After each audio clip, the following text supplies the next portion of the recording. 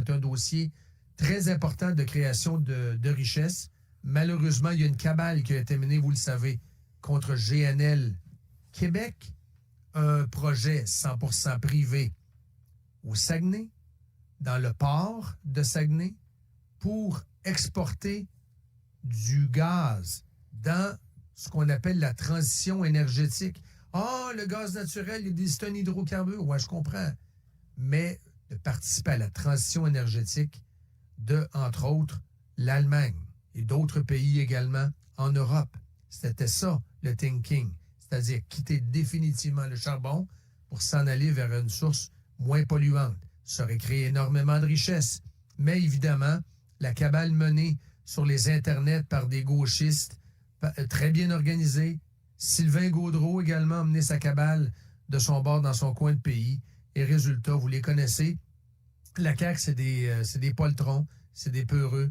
Et quand une cabale, jour après jour, la une du Devoir, la presse, le lendemain, Journal de Québec, puis le lendemain, Sylvain Gaudreault fait une sortie, etc. À un moment donné, les ministres sont pas courageux, puis ils mettent de la pression, puis finalement, Legault a décidé de se retirer de ce projet-là.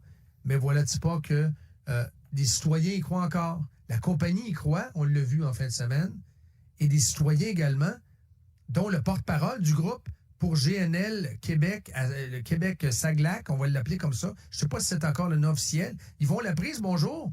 Bonjour, messieurs. Bonjour, c'est-tu le nom officiel encore, ça, M. Laprise? Non, ben on a changé de nom après, là, parce qu'on veut rester prêt à n'importe quel autre combat pour n'importe quel projet de la région. Fait qu'on appelait ça notre région, nos décisions. OK, ça s'appelle comme ça, notre région, nos décisions. Oui, exactement. Pourquoi vous appelez ça comme ça? C'est notre région, c'est pas Montréal qui va venir décider chez nous. Parle-moi de ça. Hey, on commence-tu bien l'entrevue? Wow. Il y en a un autre demain? on en a plusieurs autres. Mais puis quand on dit Montréal, là, il faut comprendre. Il y a peut-être des gens qui disent « Ouais, mais moi, j'écoute Radio, je suis à Montréal. » Non, on ne parle pas de vous. Quand on dit Montréal, c'est des groupes gauchistes organisés, menés par les médias. Oui, on a des membres dans notre groupe qui viennent de Montréal. C'est vrai ce que tu viens de dire. On ne veut pas choquer le monde de Montréal. C'est certains plateauteux, là, les gars, la page de ce monde et compagnie. Pourquoi ils sont comme ça, ces gens-là?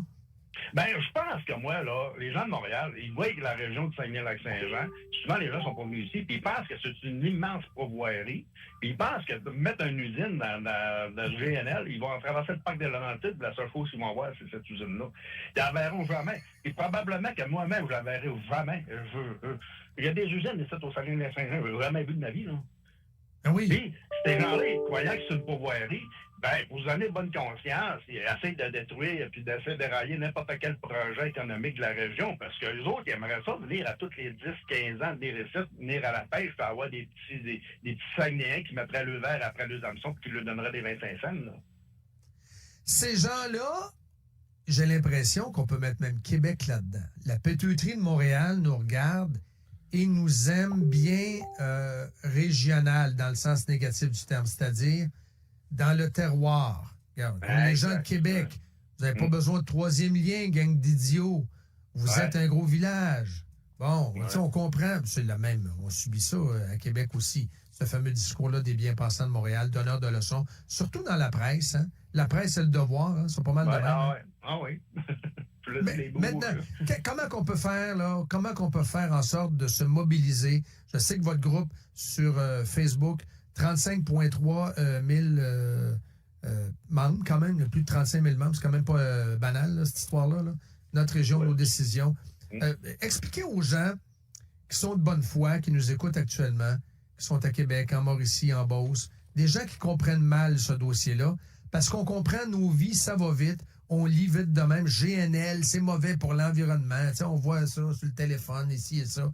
Il y en a beaucoup, M. Laprise, qui ne comprennent pas ce projet-là.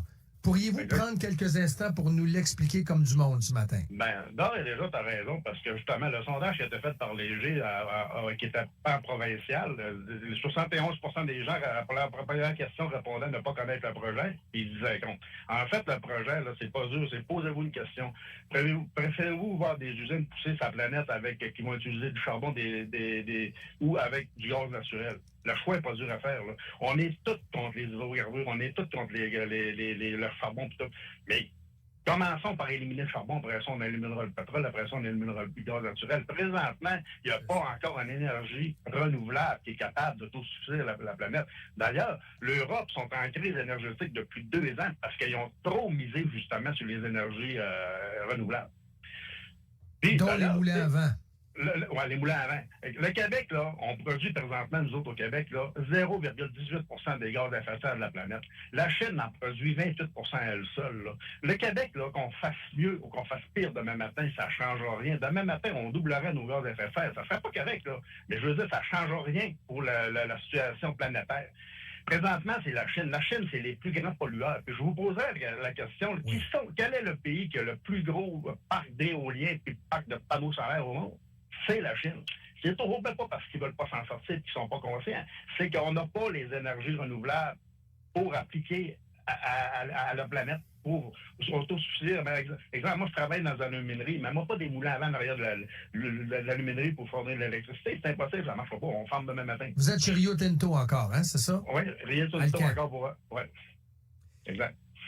Qui a fait plier Legault? C'est-tu Sylvain Gaudreau, sa cabale? C'est-tu les médias de Montréal? Qui a fait plier la CAQ dans ce dossier-là? Puis tu dis plier, hein? Il a vraiment plié les genoux en 4, là. C'est incroyable. Parce que moi, rappelez-vous, M. Legault, on l'a vu venir en ondes quelques mois avant qu'il prenne sa décision. Il est venu en ondes vendre le projet. Il est venu vendre. Il est venu répéter ce que je viens de vous dire. Là. Il est venu vendre le projet. 6 mois après, bang, non, on est contre RNL.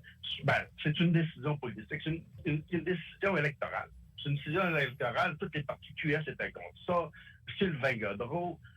Assez, là, que je suis persuadé là, qu'après les élections, là, M. Legault va déplier les genoux un peu. Ah oui? Ah, convaincu. Oh, convaincu. Vous êtes optimiste? Je suis optimiste. Parce que de toute façon, là, on est un pays, tabarnouche.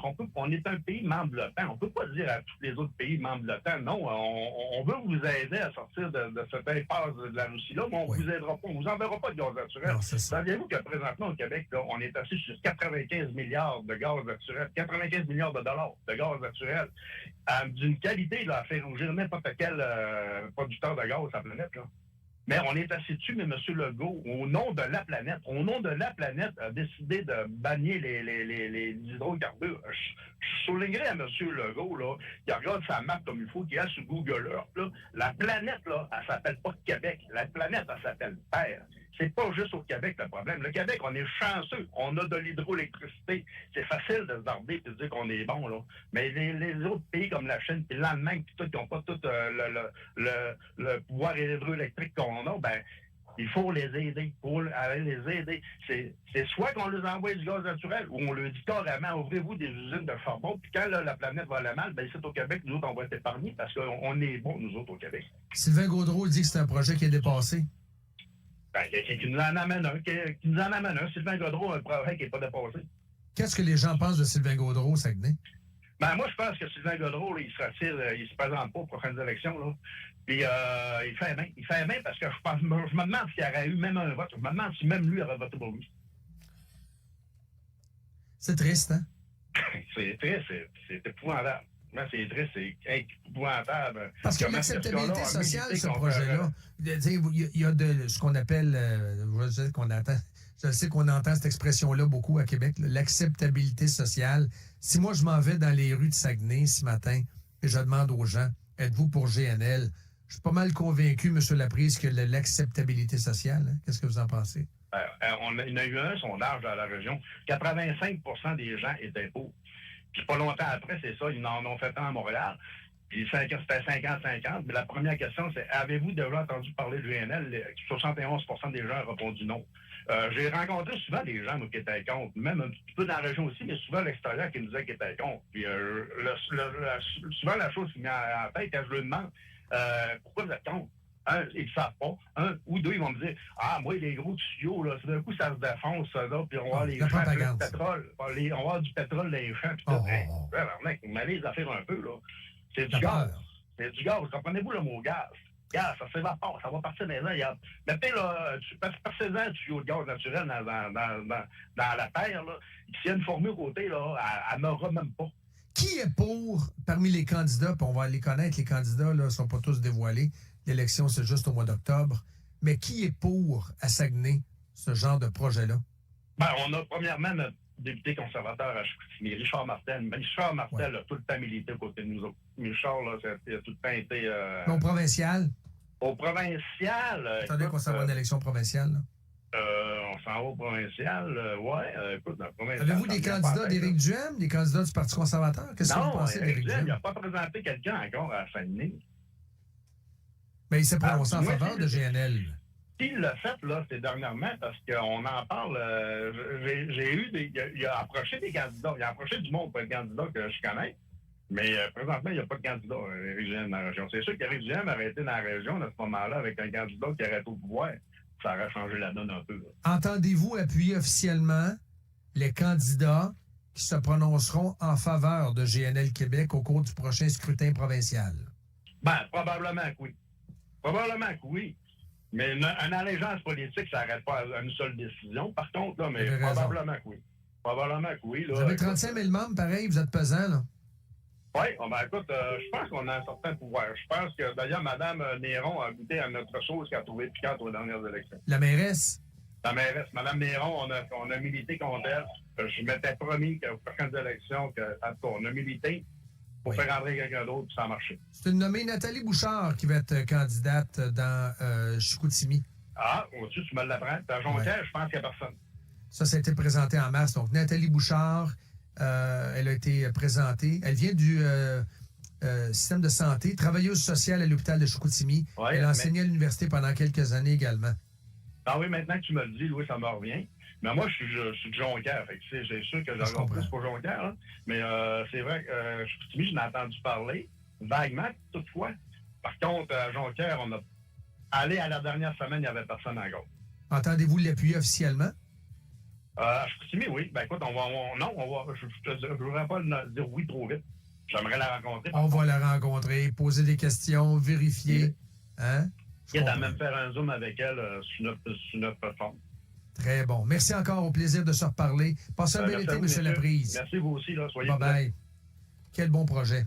Projet de GNL. Quel bon projet. C'est un projet. C'est épouvantable d'avoir saboté ce projet-là, qui est un projet de création d'emplois et de création de richesse.